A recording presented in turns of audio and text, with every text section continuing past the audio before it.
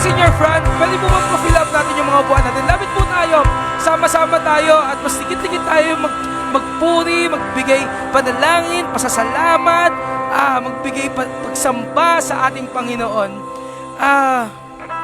We're here, it's very, very, very long week. But we thank God for we are here. We thank Him dahil nandito tayo, buhay. Nandito tayo, sumasaya, sasayaw, kakanta, pupuri, magsasamba. Nandito tayo dahil sa ating Panginoon. Let's pray. God and Heavenly Father, Panginoon, maraming salamat Ama for this day. Thank you for the love, the life, the hope, the grace, Lord God. We thank you for the blood. We thank you for who you are, Lord God. We thank you for what you've done, Panginoon, on that cross. We thank you, Jesus, for you save us. We thank you, Lord, for you're there when we're in our sickness or in our sadness, Panginoon. Nandiyan ka, Lord. We thank you, Father God, dahil nandiyan ka rin, Panginoon, pag kami magsasaya, Panginoon. Kami matutuwa, Panginoon Diyos. Maraming salamat, Ama, for you're always with us. Because this is you, God. This is you, our Lord. You're the one who saved. You're the one who bore the sins. You destroyed them, Father God. This is you, Lord. This is the God that we know. In Jesus' mighty name we say, Amen. Amen. Let's give clap offering to the Lord.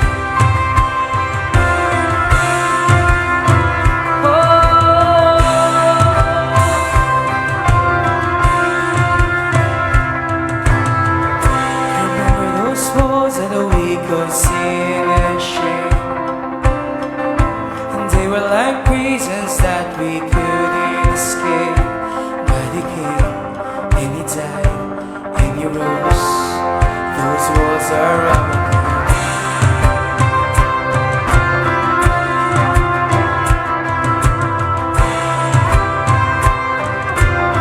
Church, remember those giants. Remember those giants we go dead and brave. They were like mountains that is stood in our way. But He came and He died and He rose. Those giants are dead now.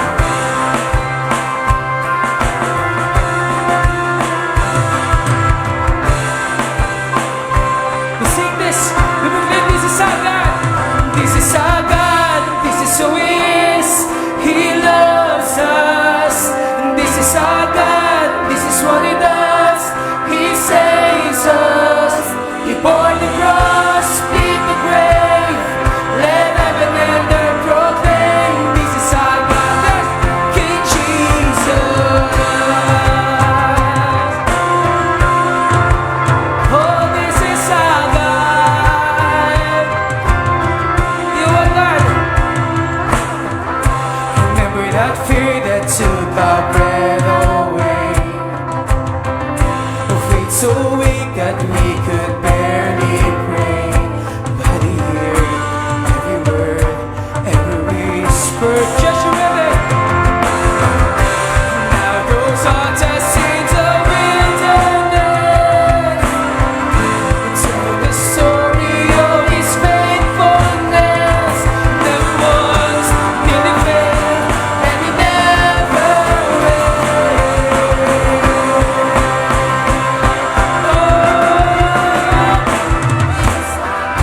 This is who He is. He loves us. But this is our God. This is what He does. He saves us. He bore the cross to beat the grave. Let heaven and earth proclaim. This is our God, King Jesus. This is our God. This is who He is. He loves us. And this is our God. This is what He does. He saves us. He bore the cross, beat the grave. Let heaven and earth proclaim. This is our God, King Jesus.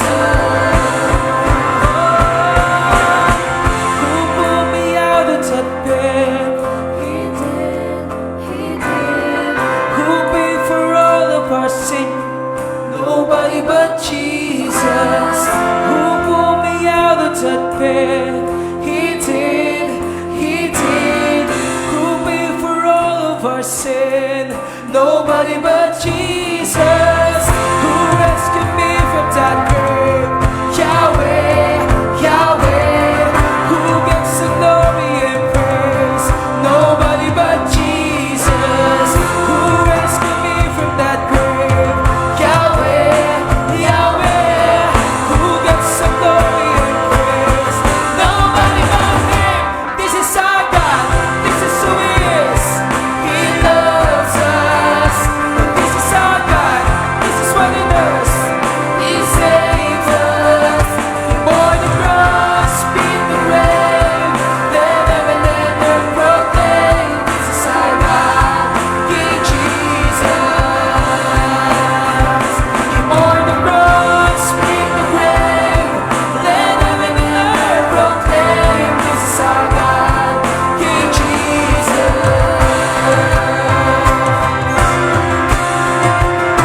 Oh, this is our God.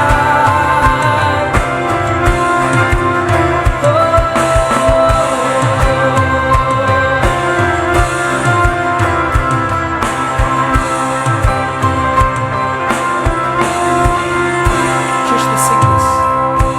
Remember those walls that the weak could see and shame. They were like prisons that we couldn't escape. But you came and you died and you rose. Those walls are over.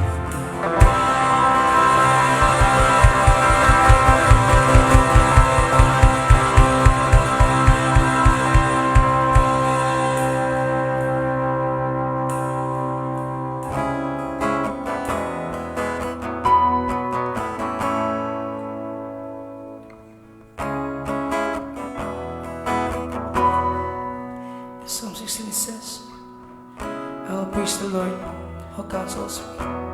Even at night, my heart instructs me. I keep my eyes always on the Lord. With Him at my right hand, I will not be shaken. Therefore my heart is glad and my tongue rejoices. My body also will rest secure. Because you will not abandon me to the realm of the dead, nor will you let your faithful one see decay. You make known to me the path of life.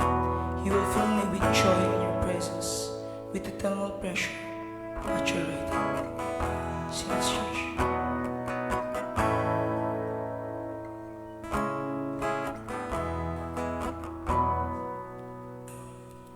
Beholding your beauty is all that I long for. To worship you, Jesus, is my sole desire. For this very heart you have shaped for your pleasure, purpose lifting high. Here in surrender, in pure adoration, I enter your courts with an offering of praise. I am your servant, come to bring you glory, and it's fit for the work of your hands. Now unto the Lamb who sits on the throne be glory and honor and praise. All of creation resounds with song, worship and praising the Lord of Lords. Spirit be with us. Spirit now living and dwelling within me, keep my eyes fixed ever on Jesus' face. Let not the things of this world never sway me. I run till I finish the race. Singing unto the Lamb who sits on the throne, be glory and honor and praise. All of creation resounds with song, worship and praise.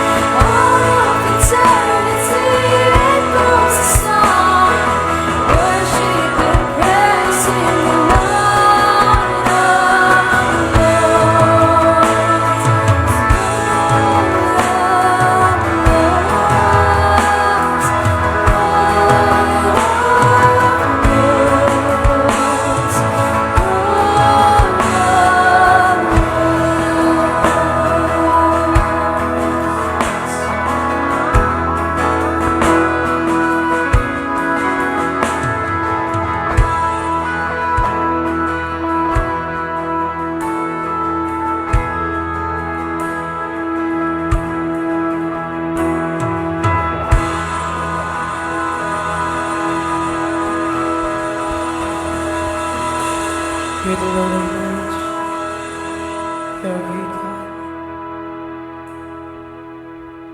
You're amazing, Lord. You're amazing to all of us. Your love destroy our panics, destroy our fear. You overcome us. You have forgiven us. You have destroyed our boundaries, our walls. We're now free because of your love. Because how amazing you are, how glorious you are, how great you are. Let our hearts sink in worshiping you. Let our hearts dwell in spirit and in truth, to give you all our heart, to give all what we are. You are amazing, God. You are amazing, Lord.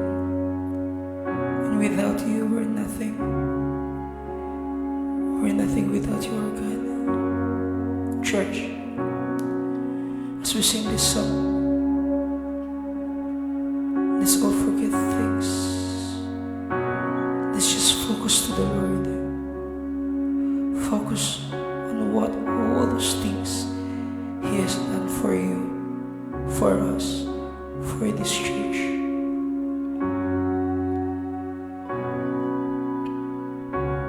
Sing this. I'm forgiven because you were forsaken.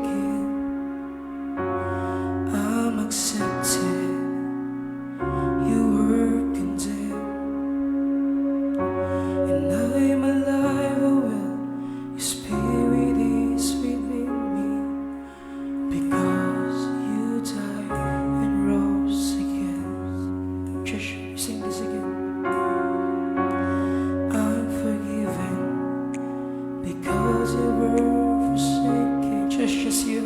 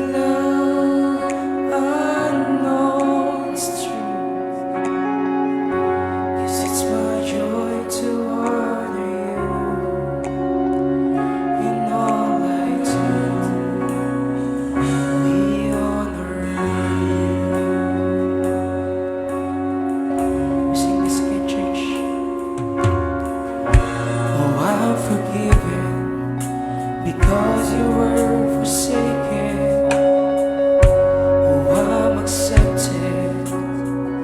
You were condemned, and I'm alive and well. Your spirit is within me. Because you died and rose again. Oh, amazing love, how can it be that you, my King, would die for me? Oh, amazing love, I know it's true, 'cause it's my joy to honor you. Oh, amazing love, how can it be that you, my King, would die for me? Oh, amazing love, amazing love, I know it's true, and it's my joy to honor you in all I do. I honor you. Church, before we sing this bridge, I want you to lift up your hands straight up. We will call our Jesus. We will call our King. straight up reach that. Reach the presence of the Lord. Itaas natin yung mga kamay natin. Huwag natin ibababa. Itaas na natin mga kamay natin. We will reach our God, our Jesus, our King, proclaiming that He is your Lord, He is your King, above all every king in this place. Sing this. Jesus, you are my King. Jesus, you are my King. Church, you sing. Jesus, you are my King. Jesus, you are my King. Jesus, you are my King. Jesus, you are my King. Jesus, you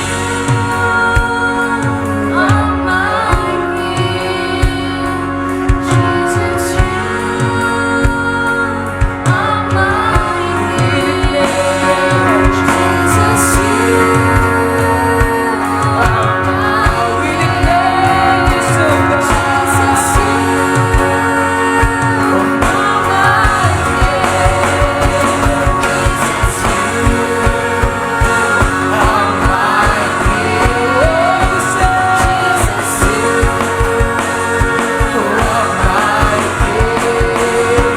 Jesus, you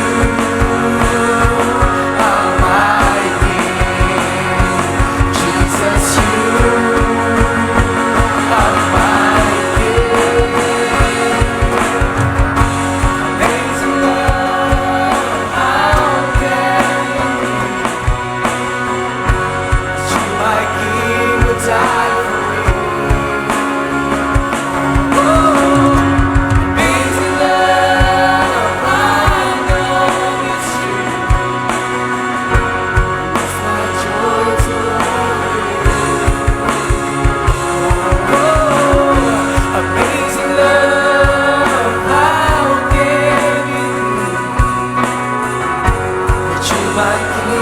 Die for me. Amazing love, I know it's true. It's my joy to honor you in all I do. I honor you in all I do. I honor you in all I do. I honor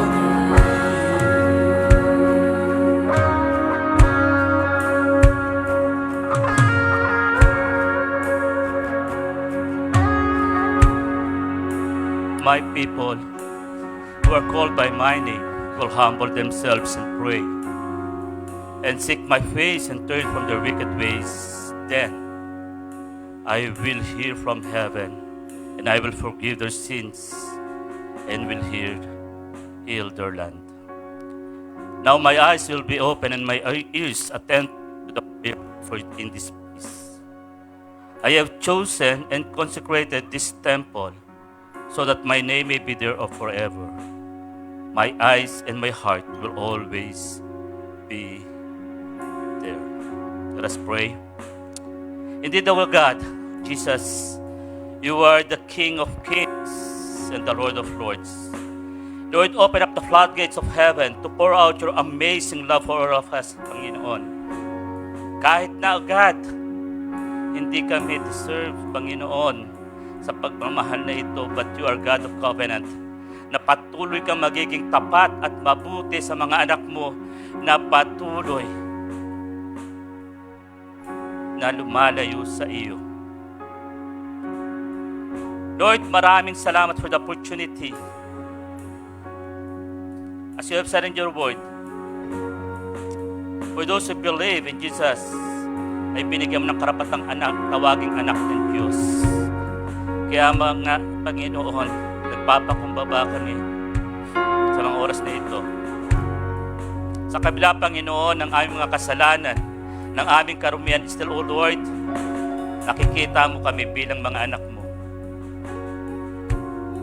Lord, patawarin po kami.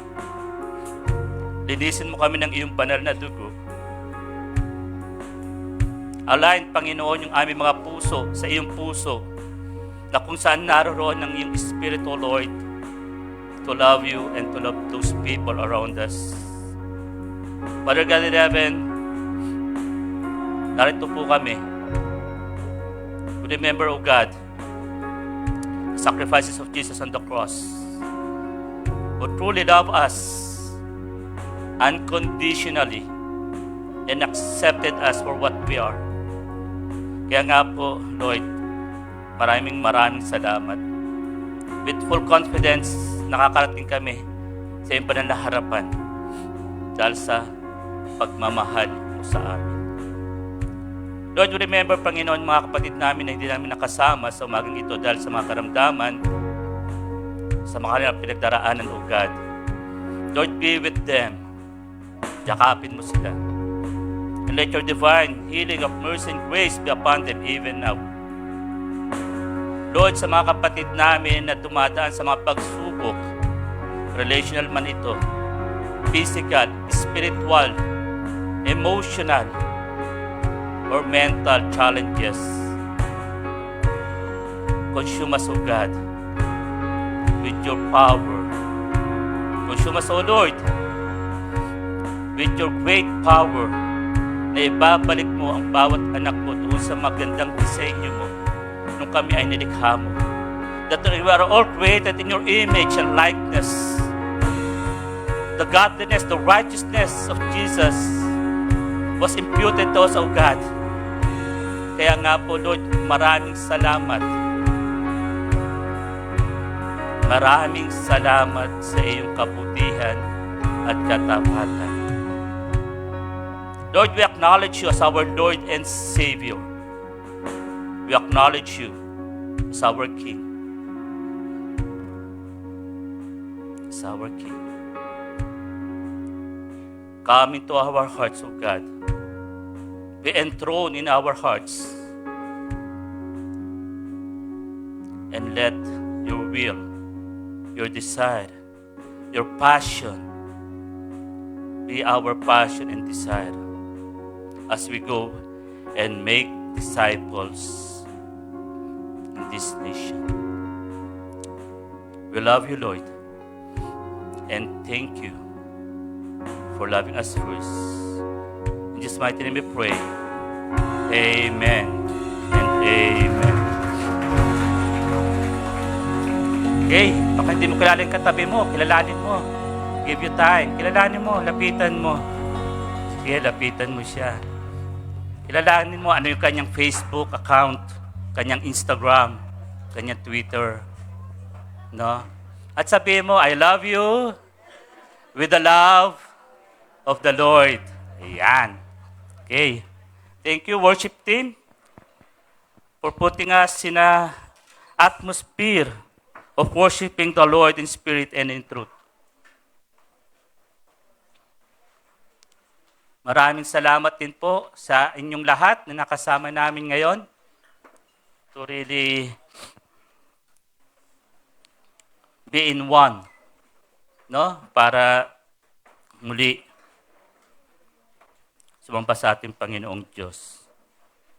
So this month, together with other countries, celebrate o dinadaos ang tinatawag nating, anong alam nyo?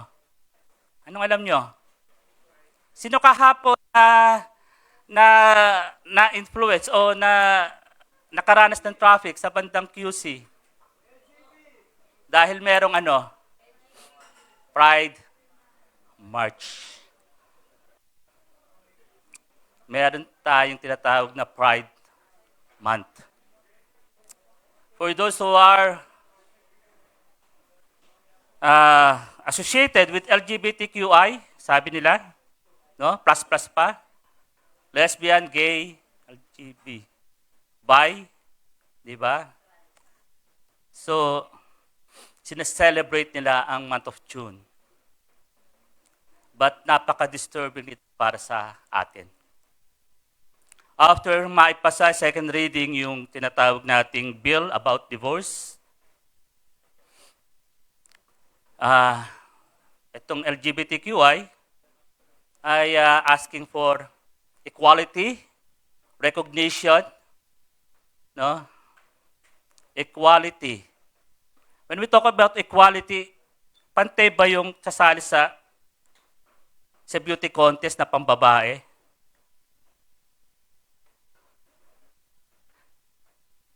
Patas ba yung magkakaroon ng tinatawag nating pakikipaglaban doon sa ring na pambabae at yung isa ay lalaki na naging babae? Equality.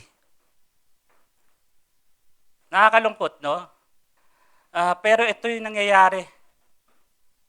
Hindi lang dito sa ating bansa, kundi sa buong mundo.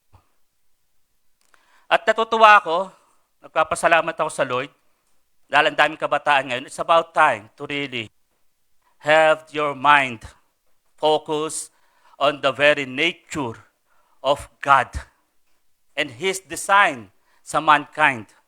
Kasi ang number one na kakaroon nga ng influence, yung implication itong mga pinag-uusapan natin, yung ating mga next generations. Okay? At naniniwala ako, mahal ng Panginoong Diyos ang mga sumusunod na generation. Itong mga kabataan na to, di lang maganda, matatalino pa. No?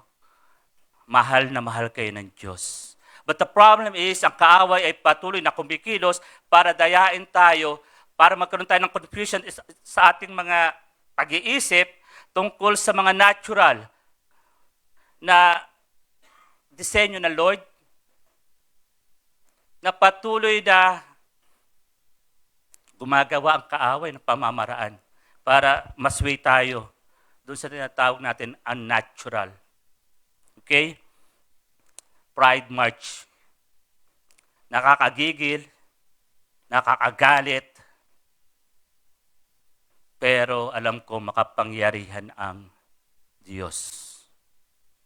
Mga believers, sons and daughters of Jesus, ano ang ginagawa natin?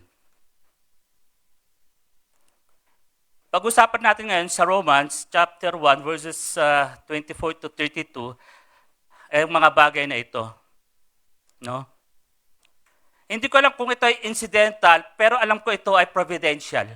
Nagkataon lang na yung ating passage about Romans na pinag-usapan natin for the duration hanggang matapos ng taon about the book of Romans. Dito makikita natin how God deals with those things. Kasi nga, ang titigas ng ulo ng tao. Tignan mo yung katabi mo. Hindi matigas ang ulo niyan. Sabi ko lang, tignan mo, baka inaantok. Okay? No? Hindi matigas ang ulo niyan. Hindi ko talaga alam kung bakit hindi dito tayo mamaya pag-usapan natin. 21 vices, 21 characters, 21 abominable things or work na ginagawa ng tao dahil they forsake the very nature of God's holiness. Nakalimutan, sinasantabi. Kaya pag-usapan natin ngayon, paano dinil ni Lord yung ganitong katigasan ng ulo ng tao na nire-reject nila yung katotohanan. No? Nire-reject nila ang katotohanan patungkol sa kanyang mabuting plano para sa sangkatauhan. Isipin mo, we're created in the image and likeness of God. Tignan mo yung katabi mo. Tignan mo nga. Sabihin mo, konti na lang. Sabihin mo sa kanya, konti na lang. No? Kasi we are work in progress. May process. Kaya nga, from glory to glory to glory, makikita natin yung kung sino si Jesus, paano kanyang puso ay mapagmahal, mapagtanggap, mapagpatawad, ay unti-unti ay nade-develop, nakukultivate sa atin kasi nga, nararamdaman natin ang kanyang pagmamahal, pagtanggap, pagpapatawad sa akin. We cannot give what we don't have. Pag ikaw ay nagmahal, pag ikaw ay minahal, ikaw ay magmamahal. Pag ikaw ay pinatawad, ikaw ay magpapatawad. Pag ikaw tinanggap, ikaw ay tatanggap. Tama ba mga kabataan? Kaya ng pastor, yung mahal ko ayaw sa akin. Yun lang. Yun lang. Di ba? Baka hindi para sa'yo, huwag mo pagpilitan. No? Huwag pagpilitan. Si Jesus nga pumipilit na magkaroon ng space sa puso mo, ay papasokin, tapos kung sino pinapapasok mo. Tapos sasaktan ka lang. Okay. So, theme for the whole month of June, the reality and consequences of man's sinfulness. Mga realidad at bunga ng kasalanan ng tao. Taas ng kamay, hindi nagkasala last month. Taas ng kamay. Last week. Kahapon. Taas ng kamay. Ako, hindi rin ako makatas ng kamay, ano? Nagkakasala. For all have sinned and fall short of the glory of God. Kahit na sabihin natin tayo ay gumagawa ng mabuti, eventually tayo ay magkakaroon pa rin ng pagkahulog doon sa kasamaan. No? Because meron tayong sinful nature. But then, kahit na tayo may sinful nature, meron pa rin tayong godly nature kasi nga we are created in the very image of God. Kahit na meron tayong sinful nature, ang problema nga ganito, sino ang madalas natin pakainin? Yung ating bang sinful nature o yung ating godly nature? Ilang oras ang ginugugol natin sa social media against sa ating encounter with God sa kanyang mga salita.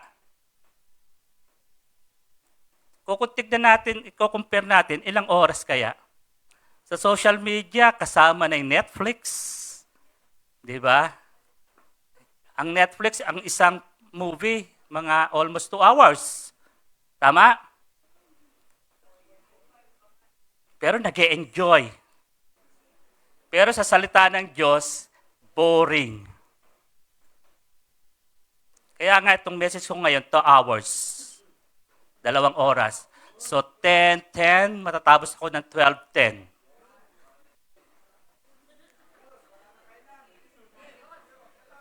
Anong Mox? Parang inantok ka bigla, Mox, ah. Napahikab si Mox.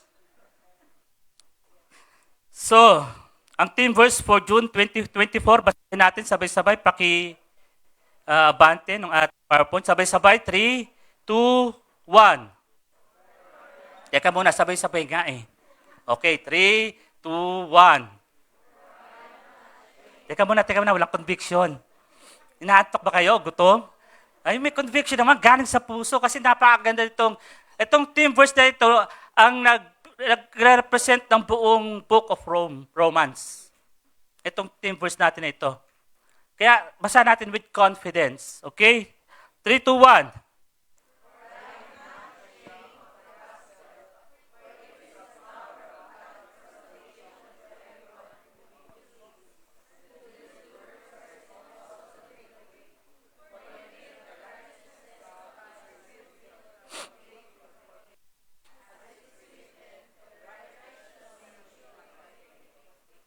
Sapagkat hindi ko kinahihiya ang Ebanghelyo. Sapagkat ito ang kapangyarihan ng Diyos para sa kaligtasan ng bawat isa na sumasampalataya, una sa Hudyo at gayon din sa mga Griego.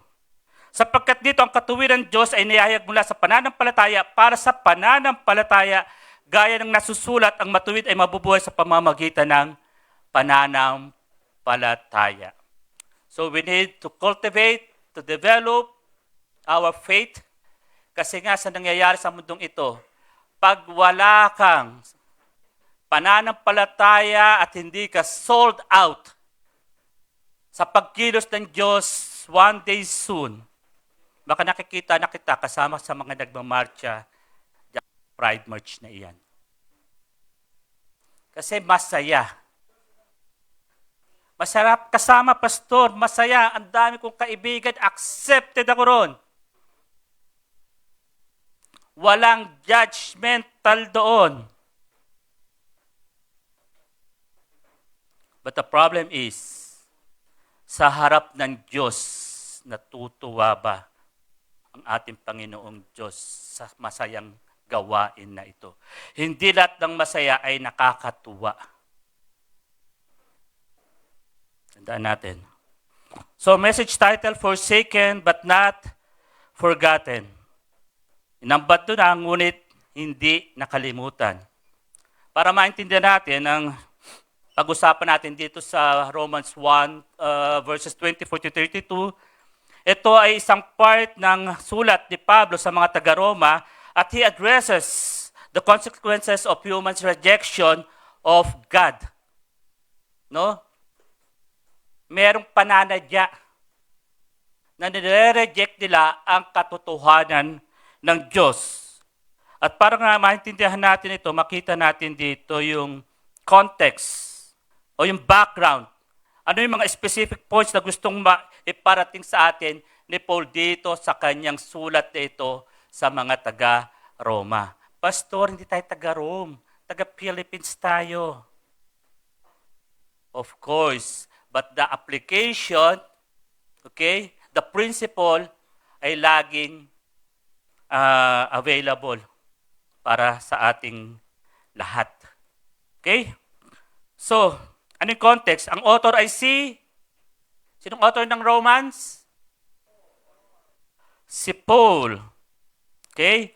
Ang kanyang audience ay yung Christian community in Rome na merong mga Hudyo at merong mga Gentile. When we talk about Gentile, ito ay mga hindi Hudyo. Kasi nung panahon na yon, dalawa ng citizenship. Kung hindi ka Hudyo, ikaw ay Gentile, isang hentil. Ano yung purpose? Bakit sinulat ng letter? Di ba tayo, pag tayo gumagawa ng letter, dapat may purpose, merong tinatawag na, ano ba yung purpose sa Tagalog? May tinatawag na layunin. Okay? Katulad, pag ikaw ay nagsusulat, gusto pa ba love letter ngayon, Kirk? Ha? May love letter pa ba? Kasi nung kabataan ko, bibili ako ng tsokolate. Alam niyo yung Surge? Chocolate bar. Tapos may papel yun. Tapos yung chocolate nakabalot sa aluminum foil. Tapos yung papel na yon, iingatan ko yon na hindi mapunit. Doon ako nagsusulat ng love letter. Tapos lalawayan ko. Hindi, kukuha ko ng kanin. Yun itong kanin para idikit ulit. Tapos ibibigay ko doon sa sinisinta ko. Yun, pagsintang pururo tawag doon. Hindi kay Sister Annalyn, hindi pa kami magkakilala noon. No. High school, ganun ako. Kung naabutan yung search yung factory no, sa may Ortigas Extension. Nalala niyo yung search doon, na may Ortigas bago dumating ng junction. At Mayet, naalala mo yon, di ba? Doon, may kulay brown tsaka yellow yung packaging niya. O, kasi tandaan-tanda ako, first love ko yun eh. No. O, intriga yan ha. Hindi, sinasabi ko na, tignan nyo kasi yung konteksto. So, ibig sabihin, di ba, kailangan alam natin yung purpose. Bakit sinulat ni Pablo? Para nga i-explain ano ba yung gospel to unify the believers in Rome kasi nga may kanya-kanya silang pananaw. No? At ito rin ay sinulat ni Paul para ihanda sila sa kanyang visit. Sinulat niya ang Book of Romans, wala pa siya sa Rome noon. Siya ay nasa Corinth sa kanyang third missionary journey. Pero bakit siya may sinulatan doon? Bakit may karoon ng church doon? Kasi nga, meron tayong mga kapatiran during the Pentecost na nakarinig na salita ng Diyos, pagbalik nila sa kanilang mga lugar, sila ay nagpahayag ng Word of God, nag-share, kaya nagkaroon ng mga believers sa dako ng Rome kahit wala pa sila Paul doon. At yun nga, ano pa yung purpose? Para i-address yung mga theological issues about practical living at magkaroon ng tinatawag na comprehensive na overview about Christian doctrine. Ito ang purpose bakit sinulat ni Paul ang letter na ito sa mga taga-Roma. At dito nga sa ating passage sa verses 24 to 32, mababasa natin dito, 3 times na sinabi dito, sinulat ni Paul, God abandoned them. Sila ay 3 beses na pinabayaan o inabandona ng Diyos. Pastor, ano ibig sabihin na inabandona sila ng Diyos? Kala ko, Pastor, ang Diyos ay mapagtanggap, mapagmahal. Bakit kailangan magkaroon ng abandonment? Pag-usapan natin yan. No? Kasi nga, they completely reject the God's truth. At makikita natin dito sa ating pag-uusapan kung paano ito dinil ng Panginoon. Our thought for the week. Basahan natin sabay-sabay ulit. 1, 2, 3.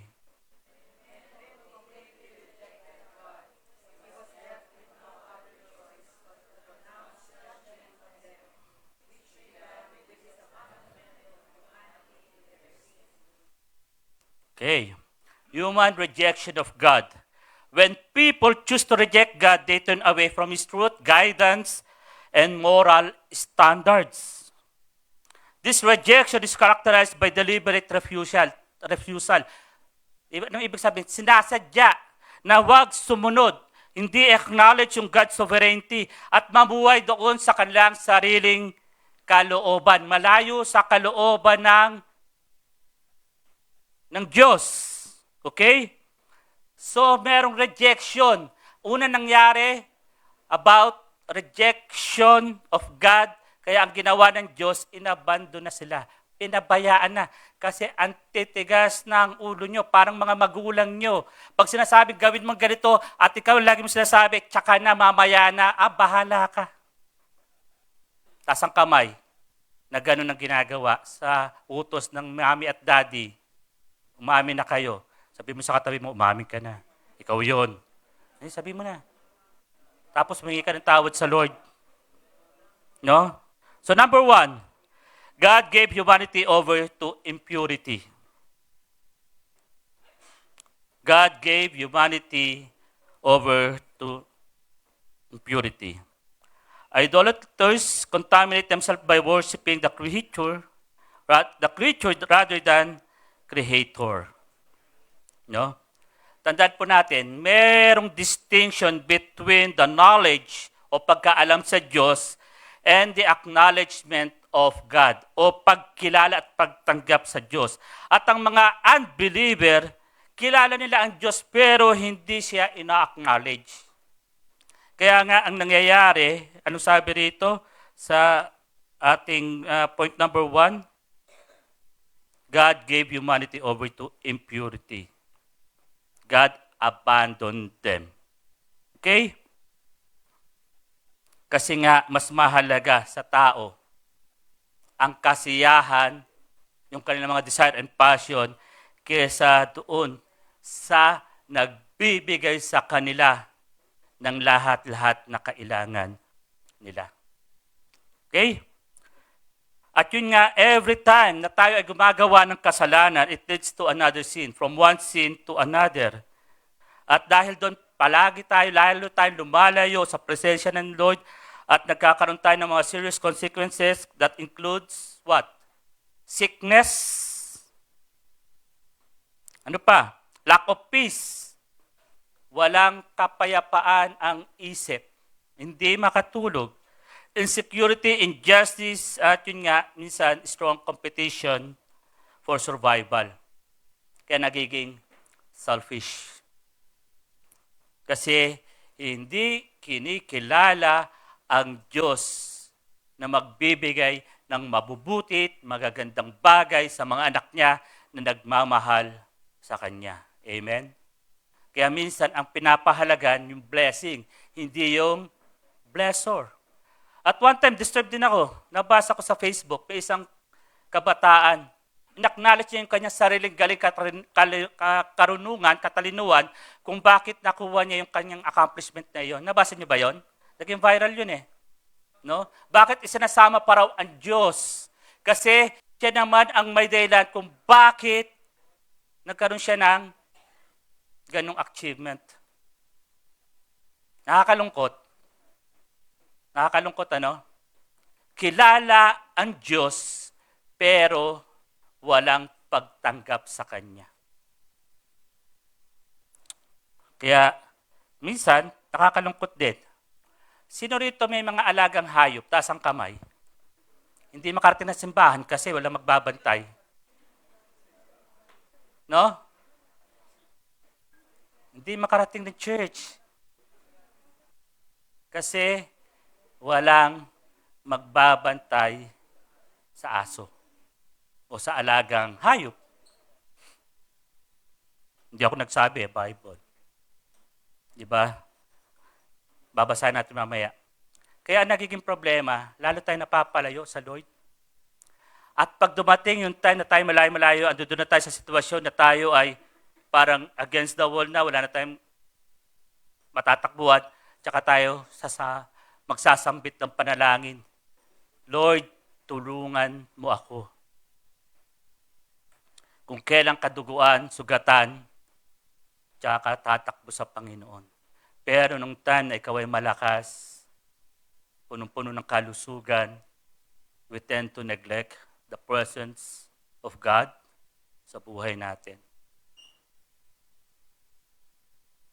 Mas maraming oras na himasin yung manok kaysa hawakan ng kamay ng asawa at ng anak. Kasi sa manok, may laban eh. Sa pula, sa puti, pwedeng manalo. Kasi pag asawa ko kasama ko, pagdating sa mall, turo dito, turo doon eh. Magastos. No? Kaya mga tatay, taas ang kamay ng mga tatay. Yan. Mga may asawa. Ano ang technique? Pag nasa mall, hawakan ng kamay. Para hindi magtuturo. Yun. Hawakan ng kamay, di ba? Romantic ang dating. Pero ano yung goal mo, ano yung motive mo? Baka magtuturo, may bagong sapatos, may sale. Mio, alam mo na yung technique. Romantic ang dating. Pero may ibang motibo, mas matipid. Kaya mas gusto minsan himasin yung manok eh. No? Kasi may dalang swerte. Okay? Basahin natin. Romans 1:24-25. Basahin ko sa Tagalog. Kaya pinabayaan na sila ng Diyos sa mga maruruming bagay na gusto nilang gawin. At mga kahalayang ginagawa nila sa isa't isa. Pinagpalit nila sa hindi totoo ang katotohanan tungkol sa Diyos. Sinamba nila at pinaglingkuran ang katotohanan ay tinalikuran. Dumarami ang pagkakamali at yun nga, yung mga kahinatnan ng mga pagkakamaling ito ay ating dadanasin. Although God is a God of love, He is also a God of justice. Hindi niya hayahayaan yung ginawa mong mali ay walang parusa. Of course, pinatawad ka niya. Pero yung consequences ng mga ginawa mo ay hindi galing sa kanya. Ito ay bunga ng iyong kasalanan. Tandaan natin bunga ng kasalanan. For the wages of sin is death. But the gift of God is eternal life. Life to the full. Kaya hindi mo pwedeng sabihin, pag ikaw ay nakasagasa ng tao dahil patuloy ka nagmamabilis magpatakbo ng motor jetro, kahit stoplight, at nakasagasa ka, patatawarin ka ng Diyos. Humingi ka ng tawad eh. But you need to face the consequence of your, what? Being reckless. Sa batas ng tao, sa batas ng Diyos. Kaya anong gagawin? Mag-banking pa. Kasi kung ikaw madidisgrasya, mga tao sa paligid mo. So God abandoned them to whatever shameful things na dinidesire ng kanilang mga puso. At dahil doon, nadidegrade yung kanilang mga katawan. Because our body is the very temple of God. So, They traded the truth about God for a lie. So they worship and serve the things God created instead of Creator Himself. So ano ibig sabihin ng God abandoned them? Ito yung pagkilos ng Diyos na inaalaw niya ang mga tao to pursue yung kanilang mga sinful desires as a form of judgment, kung saan inaalaw nga ng Diyos na sundin nyo yung gusto nyo kasi yan ang gusto nyo. Pero itong gusto natin ito, it will lead us to the path of rebellion. One of the greatest things na regalo ng Diyos sa atin, yung tinatawag nating free will. At hindi niya kailanman i-contest ang sarili niya sa kanyang mga salita. So we have the right to choose. Pero yun nga, walang gray area sa Lord. Kung itim, itim. Kung puti, puti. Whatever ang pipiliin mo, pareho yan may consequence. But kung ang pipiliin mo ay ayon sa kalooban ng Diyos, ang consequence is what? A reward from Him. Being obedient to Him. At pag pinili mo yung hindi sa kalooban ng Diyos, prepare for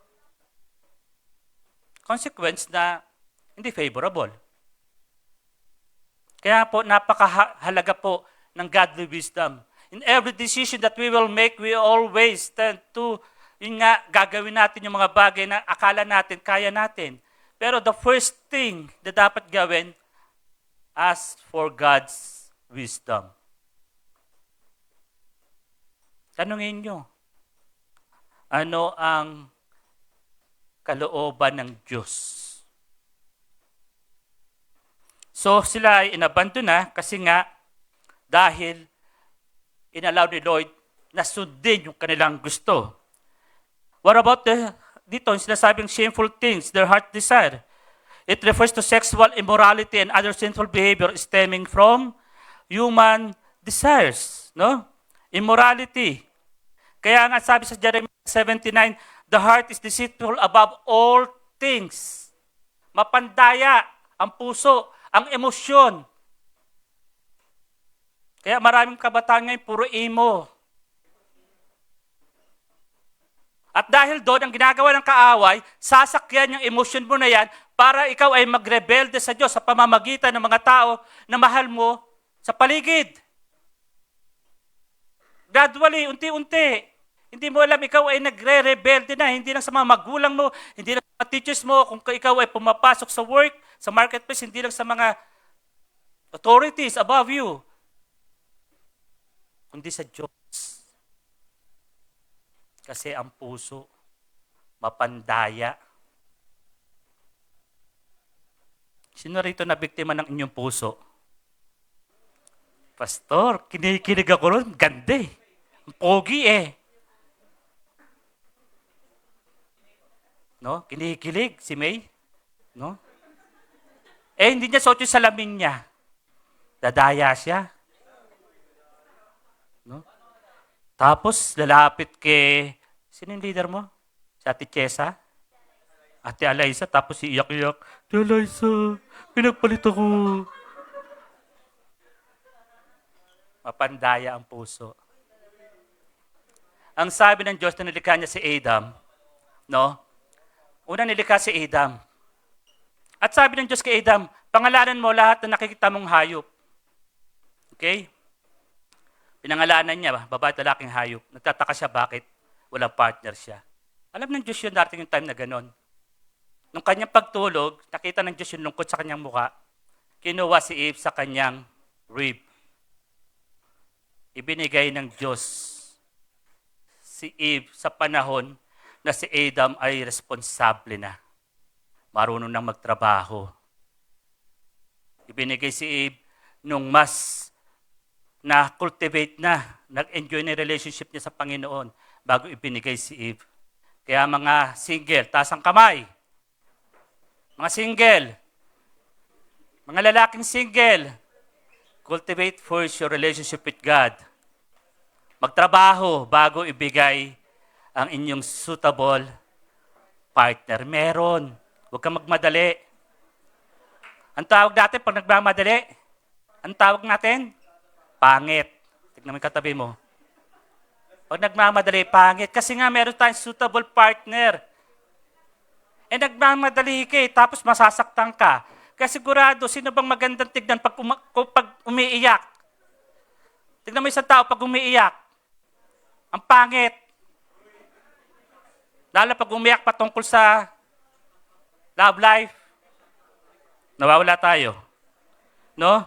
So, shameful things their hearts desire. Kaya nga, lagi natin sinasabi, Lord, control my heart. Lord, bless my heart. Madaya ang puso ko kasi emotion to. Yes, it is a valid experience, valid na sentiments. Pero tandaan natin, huwag tayong padalos-dalos. No? At sabi dito, they traded the truth about God's for a lie. Kasi nga po, ang fundamental error ng tao is to reject the true knowledge of God's truth at yun nga, nagiging idolatrous ang mga tao. Ang sabi ng Diyos, sambahin niyo ako sa espiritu at katotohanan. Bakit kailangan maglagay ng mga rebulto? Bakit kailangan maglagay ng mga kung ano-ano para sambahin ang Diyos sa katotohanan at sa espiritu? Bakit hindi pa natin siya pwedeng i-worship nang wala itong mga bagay na ito na nilikha ng tao, na kinukit ng tao para sabihin, ito yung nagre-represent ng Diyos.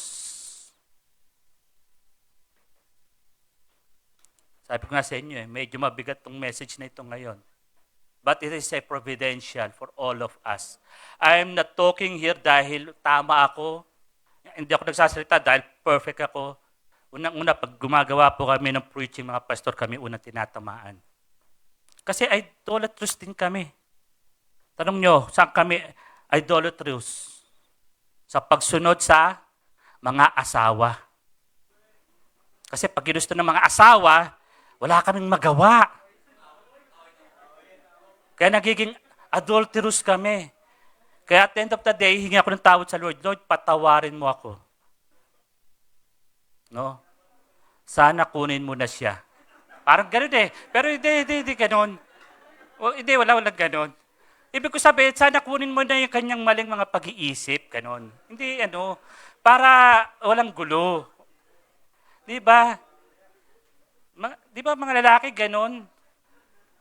Para bang pag sinabi ng mga asawa, sunod agad tayo eh. Kasi ang mga lalaki talaga mapagmahal. Amen? Mapagmahal tayo mga lalaki. No? Kasi yung mga asawa natin, regalo ng Diyos yan. Kaya inuunawa, minamahal. Kaya lang mga asawang babae, mga abusado. Abusado. Uy, baka hindi na mag-asawa itong mga to. Mga 30 anyos dyan, mag-asawa na kayo. Tatandaan nyo na. Okay. No? So, pinagpalit ang katotohanan tungkol sa Diyos, sa kasinungalingan. No?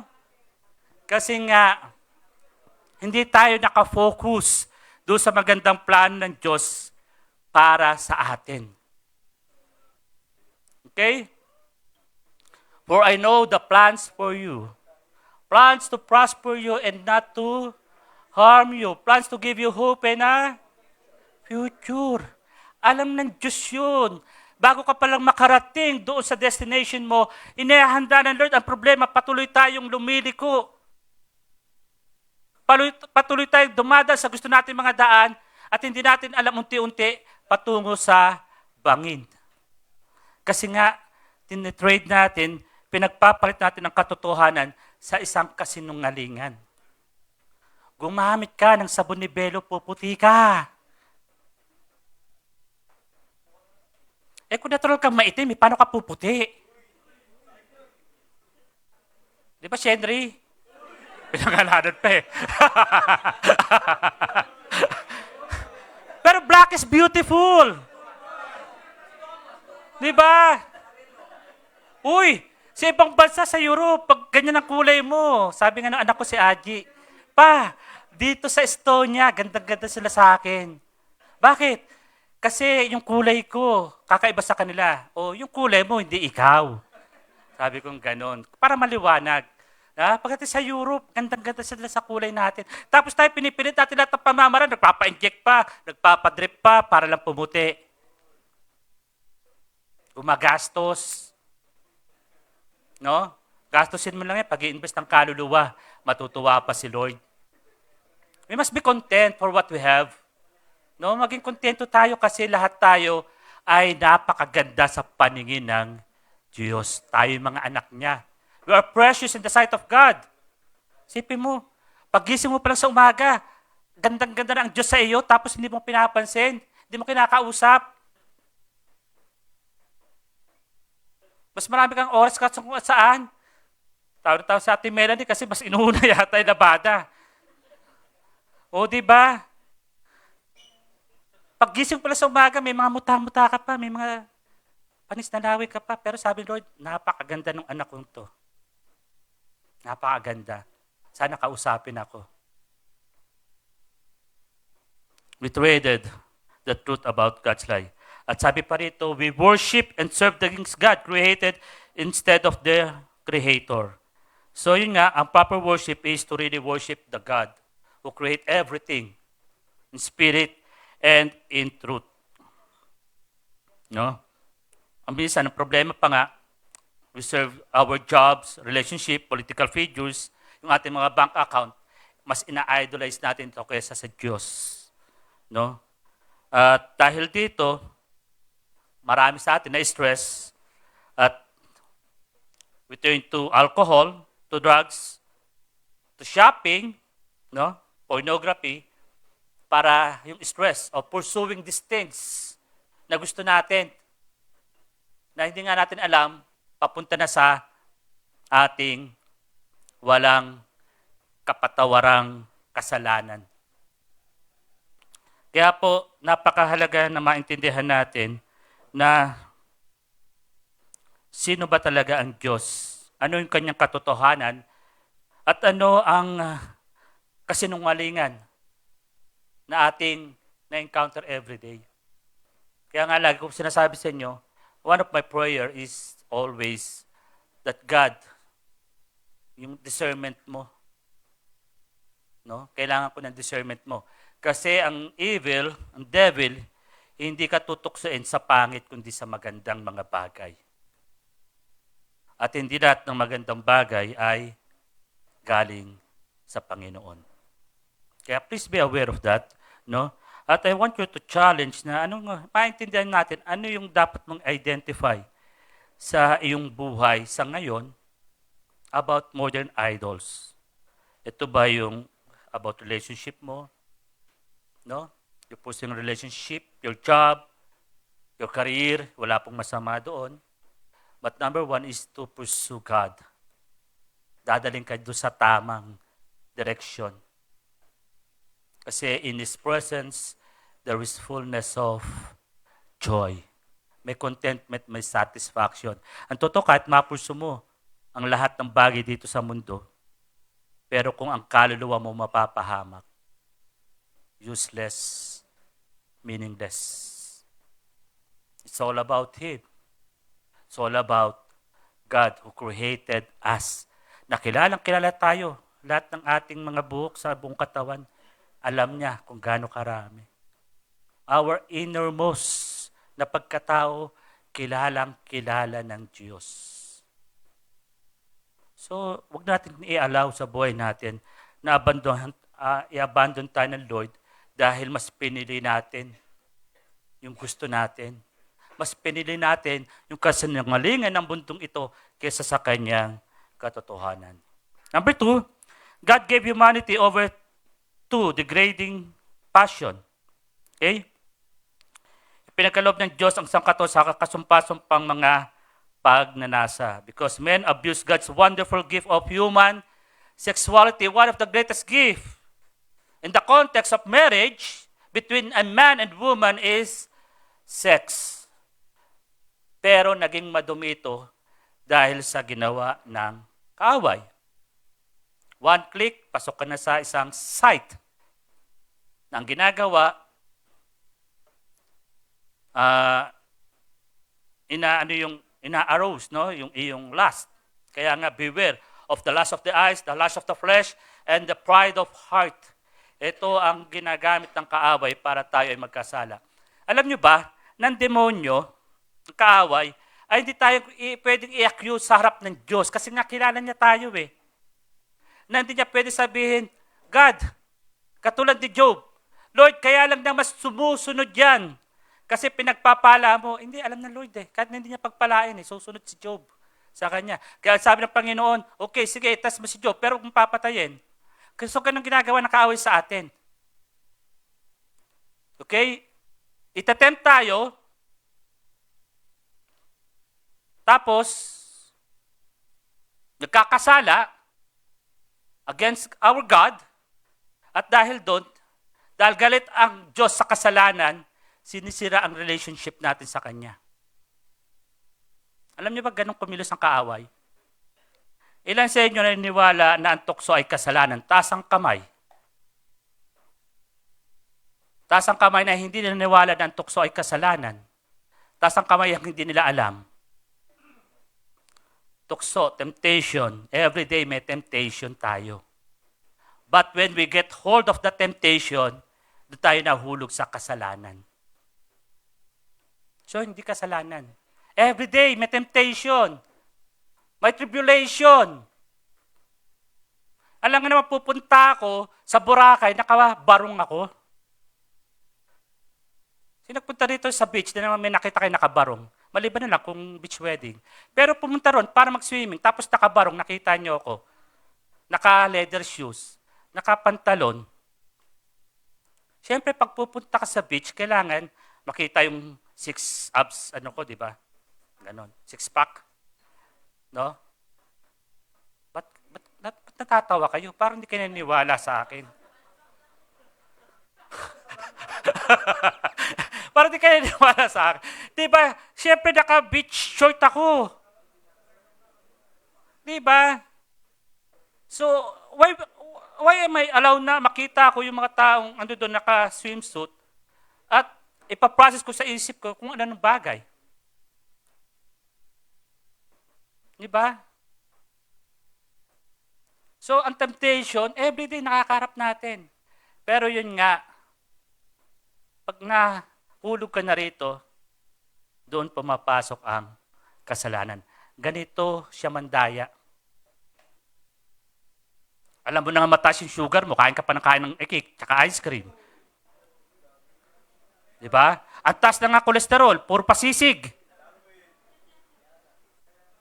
Diba? Ang sarap Pastor, meron na bang gamot? Parang ako yan, Parang ako.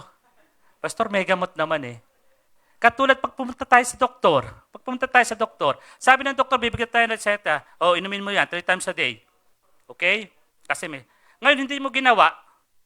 Sino sisihin mo? Doktor? Sarili mo.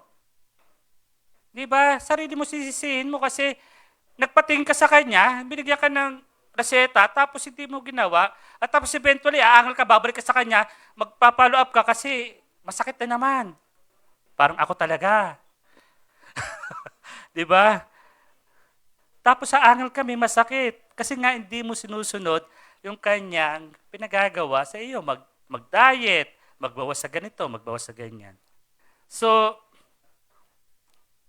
dahil dito, katulad nga dito sa nabasa natin, isinulat ito ni Paul para sa mga taga-Romans habang siya nasa Corinth. Kasi nga po, yung Corinth is a center of worship for Aphrodite. No? So, the goddess of love, beauty, and sexual pleasure, kaya pinapangunahan niya na ang mga kapatiran sa Roma na huwag kayong mahulog sa sexual immorality. Okay? Huwag kayong papahulog. Kaya nga, yung term na Corinthianize, pag binabanggit ito, yung panahon noon, ibig sabihin, your practice immorality. O maaaring sabihin na ikaw ay isang prostitute. No? Parang yung term na Filipino, saan ito inihahambing? Pag Filipino, especially pag Filipino time, di ba? Agree ba kayo ron? Ang mga Pilipino laging late? Hindi. Maaga pa ang mga Pilipino nasa bukid nagtatanim na. Nangingisda na, madilim pa lang. Tayo nga nagde-degrade sa ating mga kapwa Pilipino eh. O Filipino time kaya naman. It's not about culture. It's all about discipline, mga kapatid. Pag tayo nag-usap na makikita tayo ng 8 o'clock, 7:45, 7:30, andun na ako. Pag dumating ka sa akin ng alas 8, kahit na sabi mo on time ka, late ka pa rin sa akin. Kasi andun na ako before 8 a.m. Lalo pag dumating ka ng 8:30, naniningkit na yung mata ko nun sa galit. Kasi usapan natin alas 8. So it's all about discipline. It's not about culture. Huwag natin i-degrade ang mga Pilipino. No? Maaga pa. Maaga pa ang mga ninuno natin. Nagtatrabaho na. At ang mga Pilipino nakakarating sa ibang bansa, 2, 3 ang trabaho. Kaya lang, yun nga, we need to change our mindset. So, Romans 1:26-27, anong sabi roon? Dahil dito, yan, binanggit na naman, pinabayaan na sila ng Diyos na gawin ang mga kahiyahiyang bagay na gusto nilang gawin. Pinagpapalit ng mga babae ang natural na pakipagrelasyon sa mga hindi natural na paraan. Sa kapwa babae na sila nakikipagrelasyon. Noon din ang mga lalaki, ayaw nila ang mga natural na pakikipagrelasyon sa mga babae. Yung kapwa na nilang lalaki ang gusto nilang makarelasyon. Kaya yung mga ginagawa nila sa isa't isa. Kaya sila mismo ang tumatanggap ng mga parusang bagay sa mga kasalanan nila. God created man and woman. Lalaki at babae. Adam and Eve. Adam and Eve, maliwanag. Huwag na natin pagpilitan. Ang totohanan ay nasa Biblia lamang. No justification. No gray area. When it comes sa gender. Nakakalungkot sa ibang bansa, sa Canada, pagdating ng 18 ng bata, pwede na siya pumili ng kanyang gender. At wag natin i-allow na mangyari rin dito sa Pilipinas. Please iluhod natin ang ating bansa sa Panginoon. Nakikiusap ako sa inyo. For the sake of the next generation, itong mga kabataan na ito. Iluhod natin ang Pilipinas. Hindi na nakakatuwa ang nangyayari sa mundo natin, mga kapatid. Nagiging normal ang relasyon sa hindi natural na paraan na design ng Panginoon. At yun nga, Pastor, wala naman tayo magagawa eh. Ilan lang tayo, meron. Makapangyarihan ng Diyos, majority pa rin tayo. Ang sabi sa census, 10% of population ay member ng LGBTQI. Ilan tayo? 120 million? So what is the 10%? Ano yung 10%? Ken? Ilan? 12 million. Ang LGBTQI. Anong gagawin natin, mga Kristiyano? Alam natin ang katotohanan. Hayaan ba natin abanduhin tayo ng Panginoong Diyos?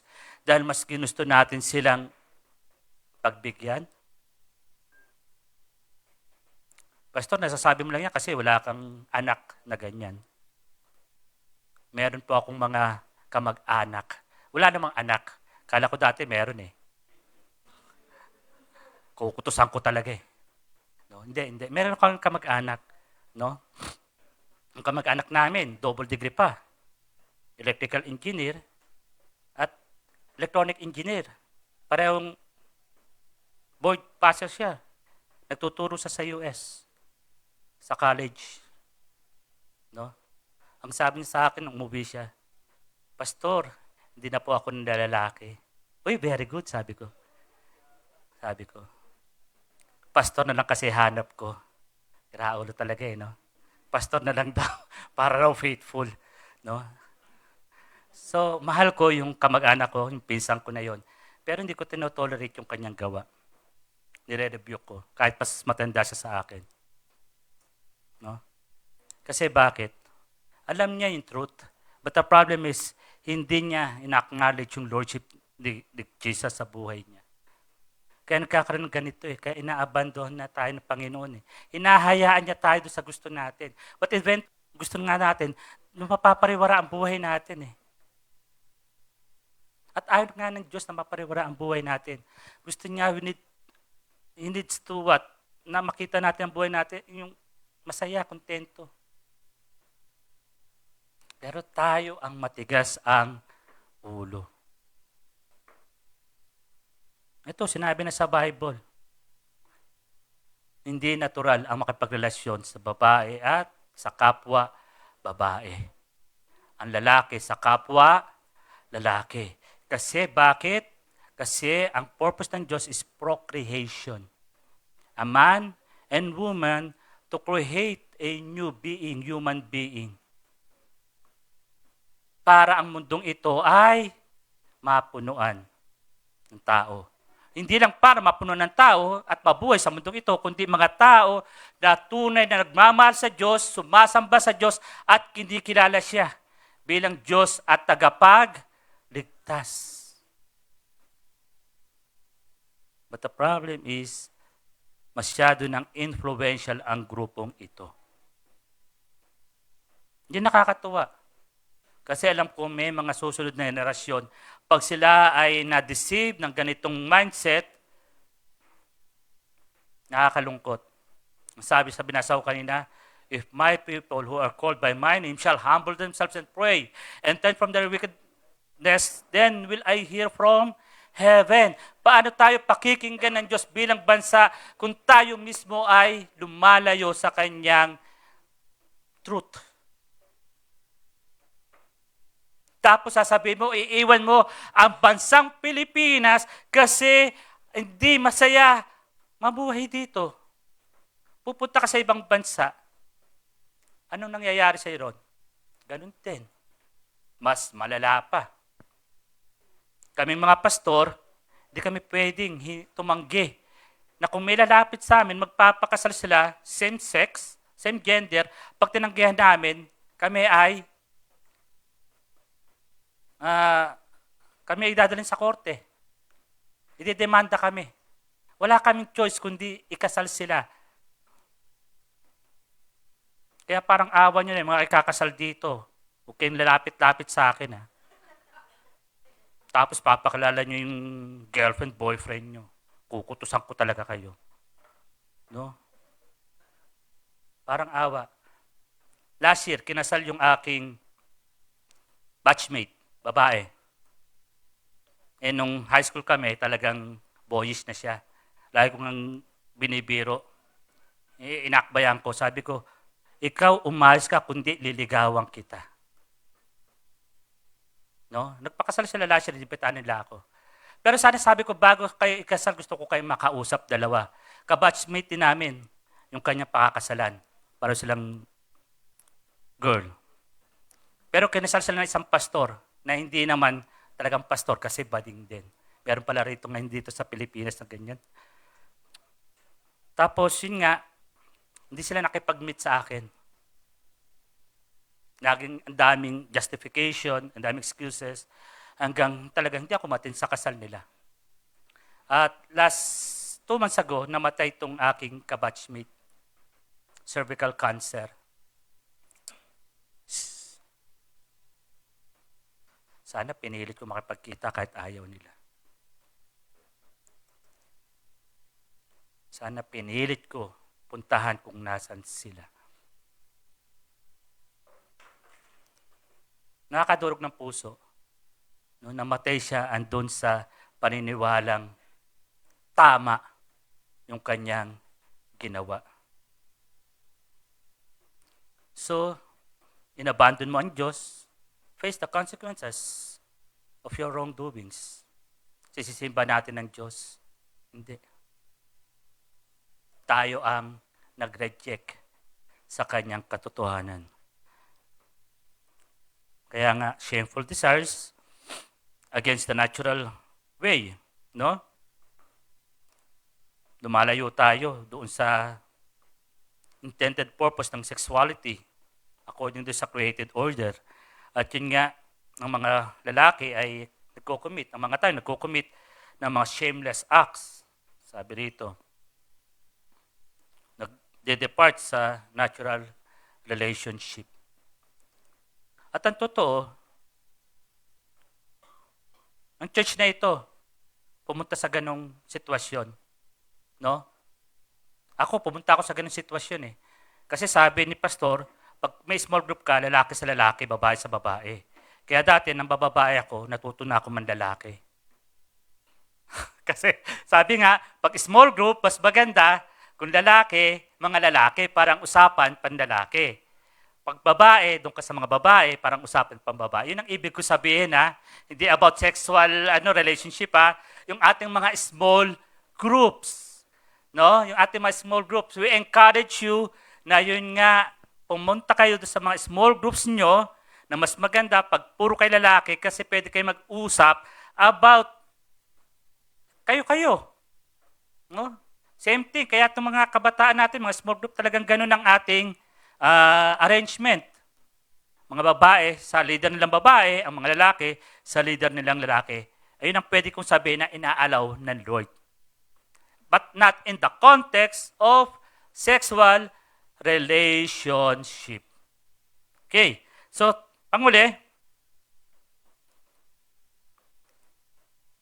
God gave humanity over to morally corrupt mind. No? Ipinagkaloob ng Diyos ang sa sangkatauhan yung maling pag-iisip o makasalanang pag-iisip. Kasi nga po, nung nireject nila ang Panginoon, kanilang Diyos, nagkaroon na ng problema. No? Between right and wrong. Nagkaroon na ng confusion.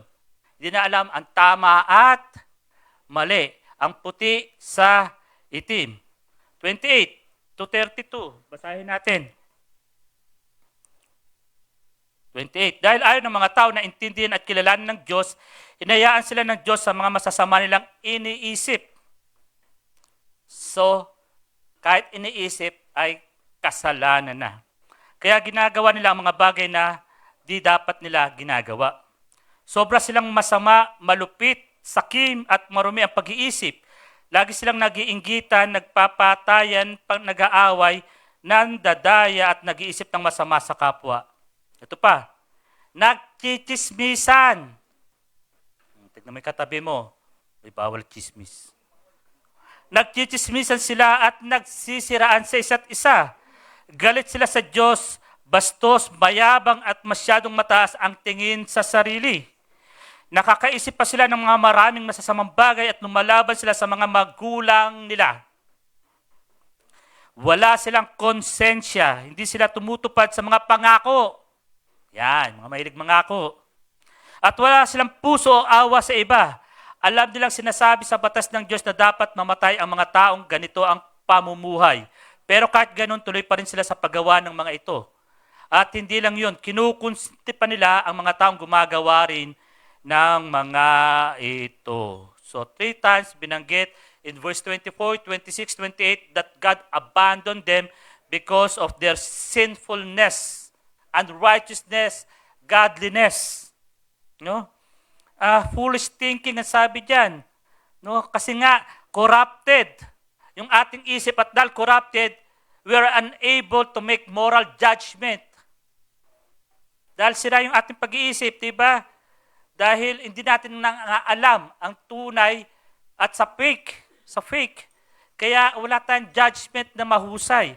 At dito, nabanggit natin dito, mula verses 29, no, yung list of vices na binigay ni Paul, napaka-comprehensive, napaka-wide range ng mga immoral behavior na sinasabi rito. At ipinakita ni Pablo yung kasamaan nga ng tao. Dahil, number 1, ang sabi, sin. Ano na tawag natin sa kasalanan ngayon? It is called freedom to express yourself. No? Kasi gusto kong express yung sarili ko. Kaya gagawin ko yung gusto ko. Pinaganda yung pangalan ng sin. No? Yung greed. Greed is ambition. Naging ambition na yung greed. Kaya gusto ko magkaroon ng mga ganito mga bagay. Para pagdating ng panahon, mag-enjoy naman ako sa buhay. Wala pong masama ron. Pero yun nga po, binibigyan tayo ng Diyos ng mga blessing to be a channel of blessing for those people around us. Na hindi lang tayo makikinabang na kanyang blessing, kundi mga tao sa ating paligid. Kaya nga we need to invest. Pero ang tao, patuloy nagkakamal kasi nga natatakot mawalan. Ano ang standard ng Bible, ng Diyos? Ano yung kanyang principle? Kung gusto mong magkaroon, ipamahagi mo. Ang kaaway ay ano? Pakainin mo. Pati yung iyong inner cloth, ipamahagi mo pa rin. So baliktad ang principle ng Diyos sa prinsipyo ng tao. Pag binato ka ng kaaway ng bato, batuhin mo ng tinapay na nasa garapon. Diba? Para quits. Lagay mo muna sa garapon bago mo batuhin na tinapay. So nakikita natin papaano sa tamang panahon, ngayong panahon, iniiba nila yung mga term. No? Yung hate and envy. Ang sabi nila, we are seeking for justice and equality. Katulad na sinisigaw ng ating mga mahal sa buhay na miyembro ng LGBTQ. Justice and equality. Ang gusto namin equal. Teka muna. Kailan ba kayo nakaranas ng equality? Inequality. Pagpupunta po kami sa restroom, kasi men and women. Kasi umarap ka sa salamin para alam mo kung men ka o women ka. Ayaw mo kasi umarap sa salamin. Kasi pinapakinggan mo yung isip mo. Umarap ka sa salamin, makikita mo kung lalaki ka o babae ka. Kung nakita mo lalaki ka, doon ka sa panlalaki. Pag nakita mo babae ka, doon ka sa pambabae. Tapos.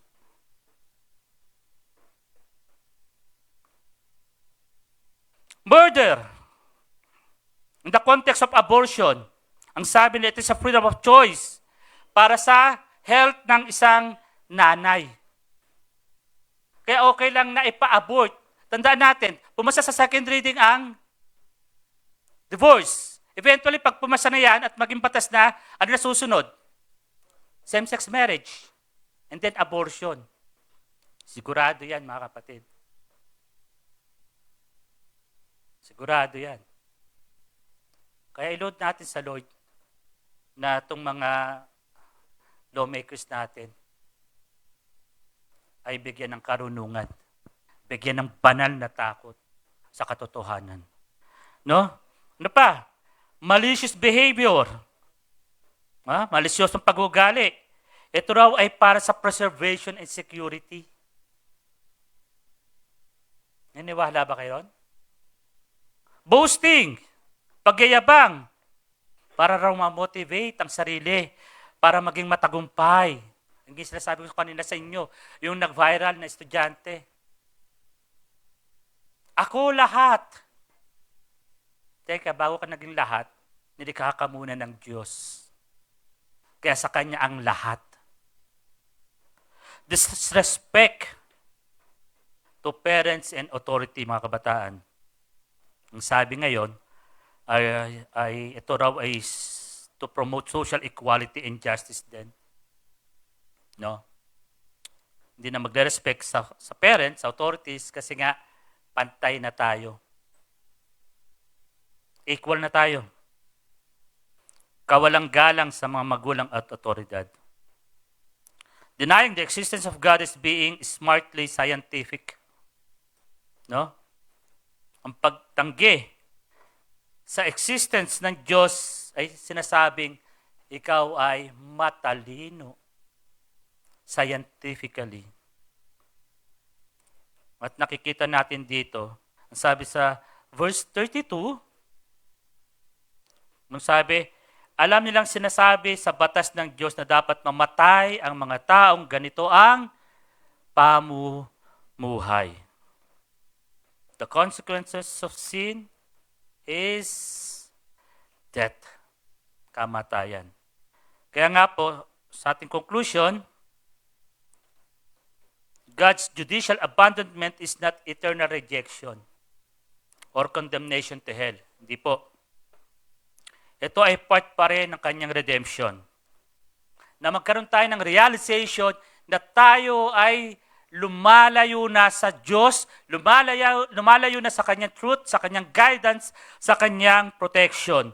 At dahil doon, makita natin sarili nagpapakumbaba dahil tayo ay nagkasala.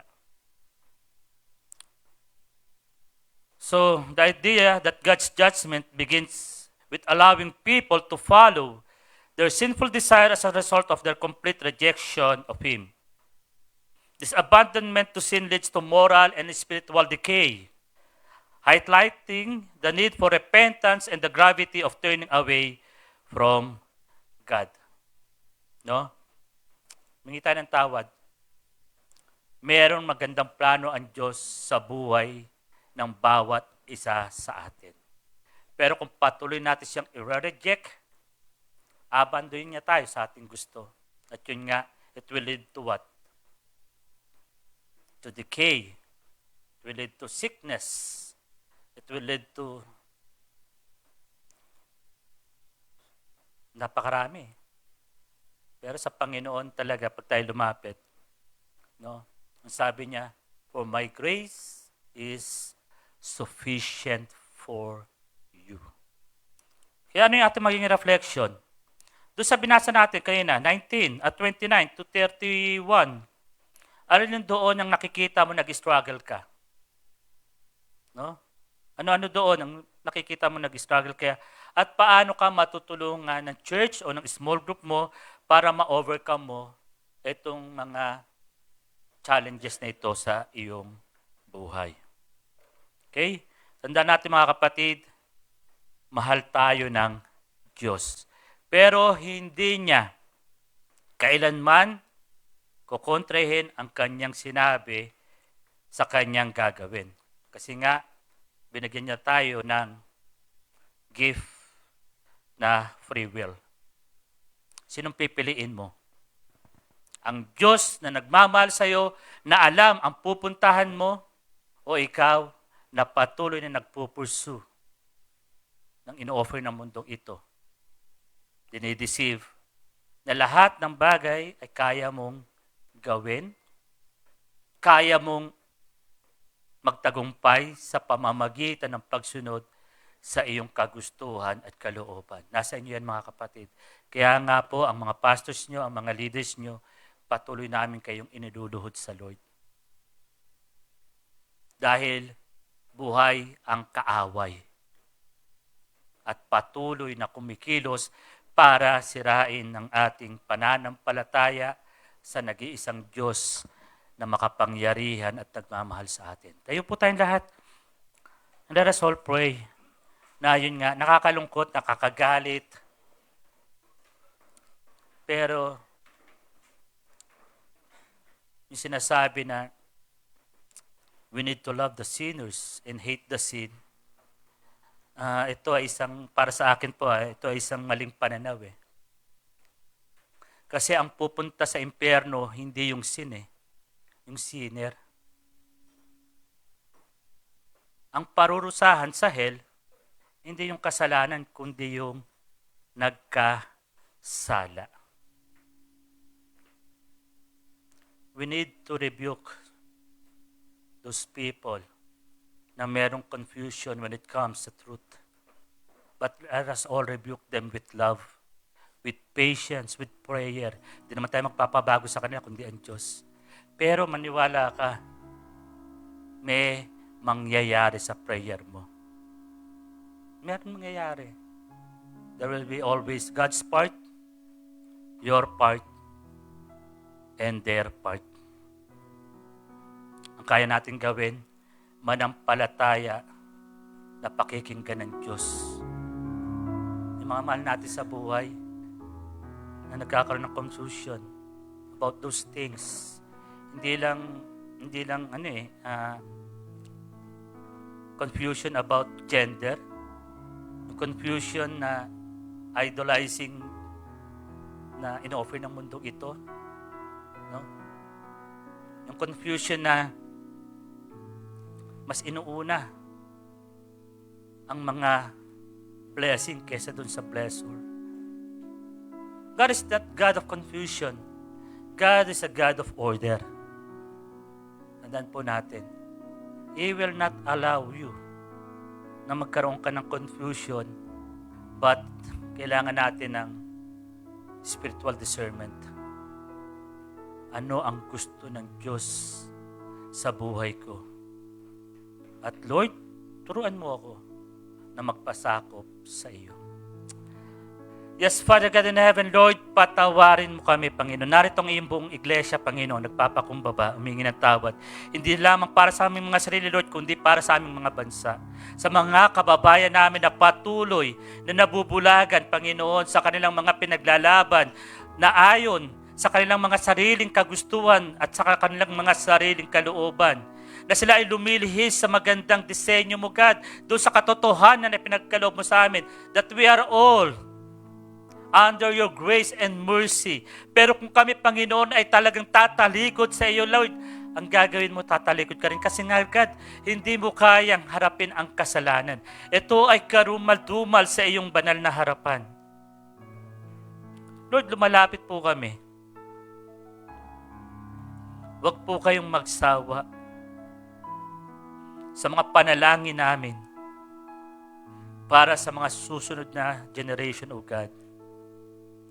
Ang sabi nga, O God, ang pag-asa ng bayan ay nasa mga kabataan.